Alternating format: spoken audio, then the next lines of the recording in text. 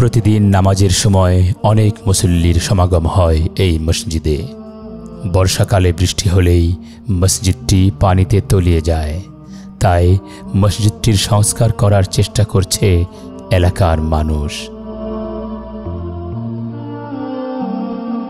খেটে খাওয়া দিনমজুর এই মানুষগুলোর পক্ষে সম্ভব হচ্ছে না সংস্কার করে পুনর্নির্মাণ করবার।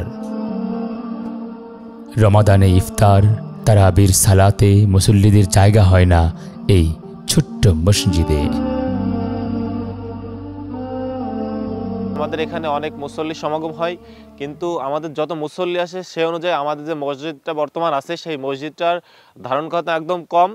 যখন বৃষ্টি হয় বা বৃষ্টির সময় আসে, বর্ষার সময় আসে, তখন প্রায় মসজিদটা তলিয়ে যায়। এরকম একটা সমস্যা আমাদের এখানে আমরা উপলব্ধি করছি। এবং আমরা ইফতারির সময় রমজান মাসে যে মানুষ বসে ইফতারি করবে সেই সুযোগটা আমরা পাই না। সামর্থ্য না থাকার কারণে আমরা মসজিদটাকে ডেভেলপ করতে পারছি না। কিন্তু আমাদের মনের ইচ্ছা বা আকাঙ্ক্ষা যে আমরা এই মসজিদটাকে ডেভেলপ করব, কিন্তু আমাদের সামর্থ্য না থাকার কারণে আমরা মসজিদটাকে ডেভেলপ করতে পারছি না।